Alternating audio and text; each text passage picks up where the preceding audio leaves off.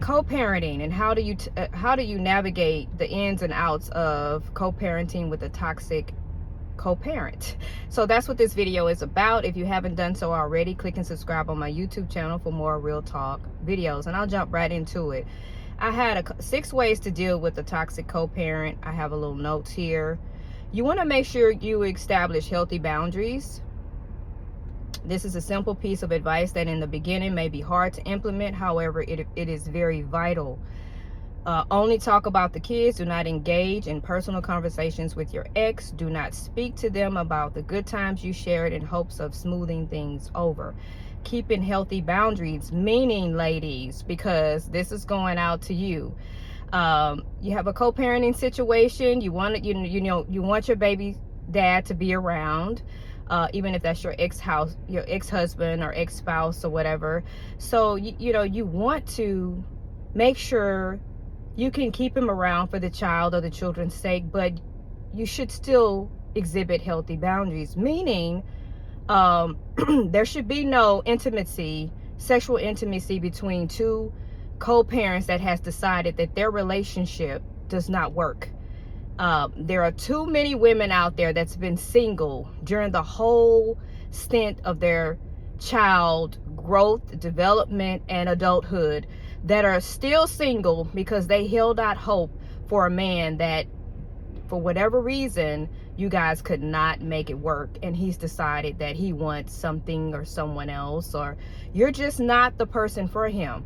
There's too many, and I hate to see sisters, beautiful women, intelligent, smart, got a lot going on for themselves, and they've been single for 18 or 20 years, hoping and wishing and praying maybe that their child's father would recognize them as the person for them, and yet it never happens. So don't let that door stay open, ladies, because you will regret it later. I see it too many times. Too many single women, single moms out there waiting on hope for the man to come back around. I tell you what, men oftentimes, they know what they want. And when they want you, they will go after you, and they will solidify the relationship. You will not have to sit there and wonder and guess and pray and hope if he's ever going to be yours. So don't hold out and live your life in the present moment, because somebody may come up alongside of you and help you with the raising of your child, or to be your husband, to be a solidified mate, so you can live a happy, long, fulfilling life. So stop allowing him to tiptoe back in and out, and establish some healthy boundaries. I don't think co-parents should spend the night with each other, because if you do have a love interest, once your love interest see that you're allowing him to come in at any times of the night, or he's spending the night as he chooses, irregardless of the reasons, whether it's the hours or whatever, he should go home. And if that's the case, if the woman is coming over and doing that, she should go home. Nobody should be spending the night, because if there is a love interest, it will destroy any chance of longevity in that relationship, because nobody wants to compete with the child's father or the child's mother. They want those clear, concise, healthy boundaries. So that's one thing about making sure you establish healthy boundaries. The only way you hold out for someone is if they put a ring on your finger and they've told you they want to marry you. And then you're going to want to see the evidence eventually come into fruition of them actually wanting to be with you. So ladies, we have to stop that. Stop leaving those doors open that needed to be closed a long time ago. Communicate effectively and strategically, which means you're only going to be talking about the betterment of your child, nothing personal. There should be no talk about who you're seeing, when you're seeing them, who this, who that. None of that should be discussed. That should be totally separate. If those conversations are happening, there needs to be another conversation had about why you guys are not together. Do not be reactive. So for instance, the odds are that your ex-partner is going to do things to get under your skin. It's going to happen. Don't be a reactive parent. Always take the higher road. Always try to keep the environment light and positive, because you want to raise healthy children, right? Let go of what you can't control. Remember that you cannot control what your ex-spouse does or feels. High conflict personalities would choose to engage in anger over logic any day of the week. That's the challenge that they have to overcome. But sure to identify be sure to identify what battles do and don't belong to you. So in other words, every fight that your ex-partner or the other co-parent is going through, it's not your fight, it's not your battle, it's between them, not you, but between them. They need to grow up and deal with their own issues, and don't you try to carry that load, because that's too much. You already have taken on the role of being a single parent. Remember to take time and care for yourself. It's critical that you learn ways to regulate your nervous system so you're not in a state of chronic stress. Make sure you're getting enough sleep and eating properly. Make a list of coping skills that you utilize when you're coming unglued. Exercise, take a walk, meditate, do something creative, talk to a therapist.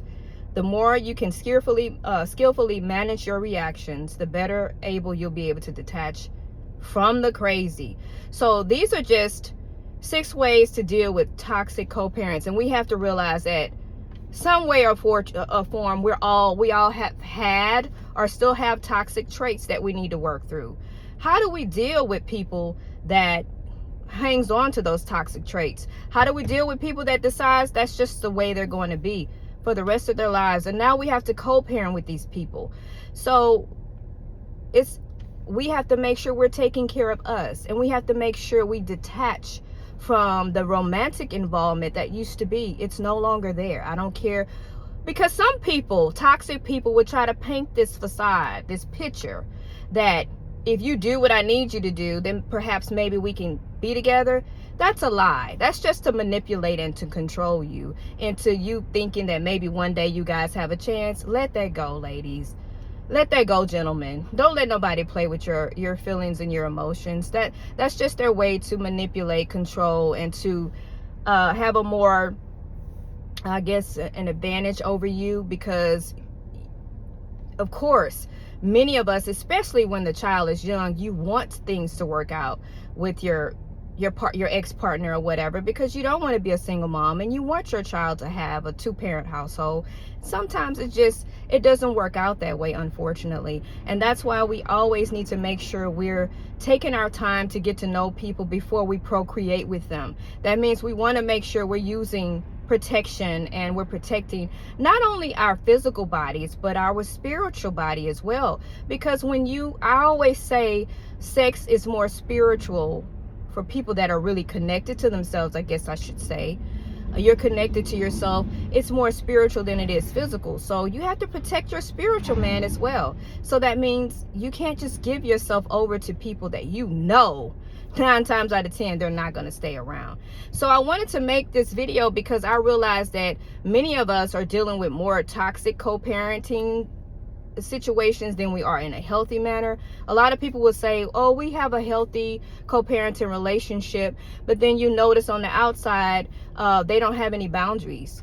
No, that's not a healthy co-parenting relationship. Do you know what healthy means? So you have to make sure you're keeping those healthy boundaries, and you're taking care of yourself, and you're keeping it light. You don't want to go into anything deep with a toxic co-parent.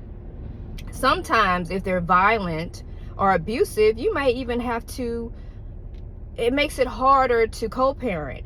You may have to go to court over that. If you feel like, I'm not safe around this person, I can't even co-parent with this person. Many times than not, some toxic co-parents don't want to let the ex-partner go. They will harass, and they will do whatever they can do to make their ex-partner lives a living hell. So you have to be really careful on how you deal with people that are not healthy. And that's what my channel is mostly about. It's about empowering us to change our minds so that we can ultimately change our lives.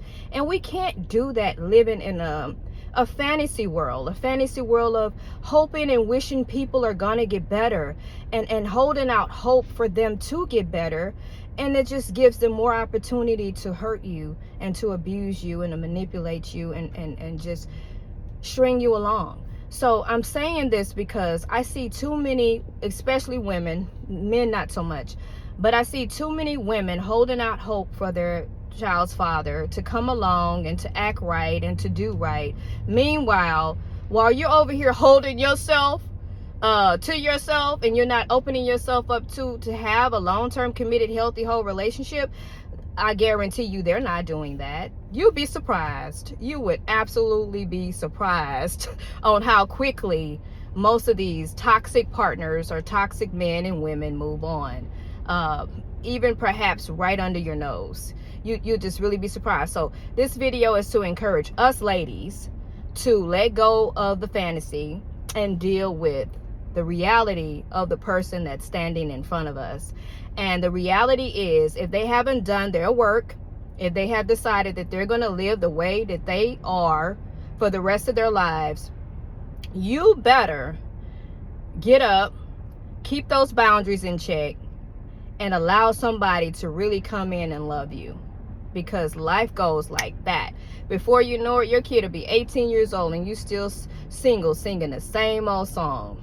And heaven forbid if you still allowing that man in your bed and he still won't commit to you. So that's what this video is about. It's short and it's sweet, but I believe it needed to be said because I get so sick of seeing toxic people say that they're having a healthy co-parenting relationship, and I don't think they even know what that is.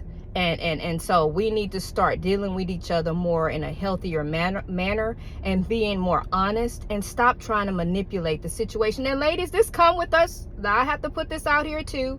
We can try to manipulate the situations as well, you know, by not letting the men see their children. So then you want to manipulate them into being more than they actually want to be in your life. And so you use the child so that you can get whatever benefits you may feel like you want, whether it's sex whenever you want it, or whether it's whatever. But you're using the child to manipulate the situation. So no, you can't see your kid if you got another woman. No, you know, everything stops when you get a new girlfriend. That's manipulation, ladies, and it's never going to work out for you. Men do the same thing. They don't actually want the child's mother, but they want to come and plant a space into that woman's everyday life so she can't move on. That's a form of a manipulation and control. You know you don't want her. For whatever reason your relationship didn't work out, why do you want to make a permanent space in that woman's life so she can't move on and be happy and live the life that God has designed for her? Nobody should have to sit and pay for possibly picking the wrong person to have a child with for the rest of their lives. I think we all deserve happiness. I think we all deserve to be whole and healthy and not forever deal in a toxic situation, partnership for the rest of our lives. This is encouragement to men and women. Ladies, if you are manipulating a situation to keep your child's father in your bed or in your life for the wrong reasons, as soon as he decides to get another girlfriend, you go file child support. As soon as you find out he's in love with someone else, you get mad and you give him pure hell. That's wrong, and you're going to pay for it. Same with men. If you're manipulating the woman, you won't provide her with financial care or support when you realize she has someone else. That's manipulation and control, and you're going to pay for that. So we have to come to an agreement and a knowledge within ourselves to understand that that relationship is over. I have no right to have this type of control over this, or try to have this type of control over this individual. This individual deserves to be happy. They need to be able to move on with their lives, and so do I. So how do we learn how to get healthy enough to admit when we are participating in this toxic behavior? It needs to stop. It really does, because it gets more horrendous than I just mentioned. With the child support courts, we're bringing other people into our lives to determine how you support your child, how you see your child, instead of us growing up and being adults so that we can raise our children in a healthy manner. I'm done with the soap opera, but this is something I think we needed to state. And there are people out there that cannot co-parent. I'm one of them. I cannot co-parent with my children's father because he was violent and he was abusive. And every conversation, even if we tried to have a conversation about the children, it always came back to me. What was I doing? It was always about me. It was never about the children. So it got so tedious I couldn't deal with it anymore, because all we did was argue. This is not about me. I can do what I want to do when I want to do it. This is about you being the man that you need to be for your children. That's it. And when I seen that we could not make that distinction, that it was always about me and never about his children, I had to cut all ties and I had to stop communicating with him because he was too toxic of a person for me to deal with. I'm always sharing my story. I'm going to always share my story so possibly I can help someone else. I think it's a shame and a pity that we could not still be in a relationship, as in just co-parenting relationship, but it just got too toxic. And every time I tried to deal with him, it was him trying to turn the kids against me, and it was just too much negativity because he was too toxic. He's never done his work. And the reason why I attracted a man like that is because when I first met him, I was really, really young. He was older than I. I was really, really young, and he took advantage of what I had been through. And because I hadn't healed, I allowed it to happen. As I matured and I grew and I learned and I started to do my work, I realized this person was not for me, and that I was simply just punishing myself, or I was simply just accepting what I saw growing up. And so once I learned that wasn't for me, I was able to cut ties with that individual and grow. So I always want to tie my life experiences into this to kind of help women understand why we pick some of the men that we do pick. And we really need to go back to our youth to decipher that. Now, there are some women that grew up in two-parent households, which I grew up in a two-parent household, but it was a toxic environment. But there are some women that pick, men that are risque or bad, or whatever you want to call them, and they've had perfect childhoods. I don't know why that happens, but many times than not, if we're picking men that aren't the best for us, it's because of something we saw growing up, and it became normalized behavior. So subconsciously you do this. You don't do this consciously. It's subconscious. You're going to do what's natural, what's normalized, what you've learned. It's called learned behavior. That's why I always like to mention how we are with each other in front of our children, because they're going to grow up and and do the learned behavior as well with their partners and their mates. So I hope that makes sense. I just want to let everybody know that it's critical that we get the co-parenting right, that we keep healthy boundaries, because sometimes we do have to deal with unhealthy, toxic people because they refuse to do their work. But you have to understand that you do not hold out for anyone that will not take responsibility or accountability for how toxic they are and how they need to help themselves be a better human being on this planet Earth. You cannot hold out. You'll be holding out for 20 years and you'll be unhappy and miserable. I look at some women, this is how I can judge if the co-parenting situation is fulfilling to them. I look at their facial expressions. I look at how they take care of themselves. I look how they care after themselves. And I can look at a woman's face and say she is miserable. And I say, why is she miserable? Because she doesn't have healthy boundaries. She's letting him come in and out as he chooses, and he hasn't chose her. That's why. Stop doing that, ladies. You deserve the best. God has someone out there for you that will love you, that will give you everything that you need, want, and desire. But you have to cut loose men that are just trying to keep you around for the wrong reasons, because if they really wanted you, they would do what they need to do to be with you, and they would become healthy individuals, and they would marry you and wife you up, and everybody in the world would know you two are together. I'm done. I hope that this made sense for people that are co-parenting with toxic people. Even if you're co-parenting with people that, you guys appear to be as healthy as you possibly can be, we still sometimes have blurred lines, and those lines don't need to be blurred if you're not together anymore. Keep those healthy boundaries. It's important. It's important for our children because we're teaching them how to deal with other people and their romantic relationships and their platonic relationships. There's codes, there's order. I always say this, there's order to everything we do. And we should do everything in decency and in order. And my grandmother used to always say, she said, always avoid the appearances of evil. That means you want to keep everything clear and concise of what's going on. Don't paint no picture that ain't true just because you're trying to manipulate the situation. Women and men are guilty of this. If you're manipulating that man with that kid for the wrong reasons, you're going to regret it, whatever it may be. And the same thing towards a man. If you're manipulating that woman to get her to do what you want her to do, to keep her from filing child support on you, and you know you don't want this woman, it's gonna be a bad effect to that as well. There's so many guys do that. They know good and darn well they don't want that woman, and many of them don't even want to deal with the child or the children, but they don't want the woman to file child support, so they're gonna do whatever it takes to play that game. That's so horrible. I think we need to be better human beings than that. We need to be honest and real about what's really going on in our minds and our hearts and our spirits, and just be, and I think we'll be more blessed. And nobody's going to be perfect, and I'm not shunning people that has human conditions that they won't deal with. I just feel like if we could deal with them, we would be a better, we would have a more healthier culture. So that's it. Always remember to love yourself. Love God first, love yourself, and then love others. And I will talk to you guys soon. Bye-bye.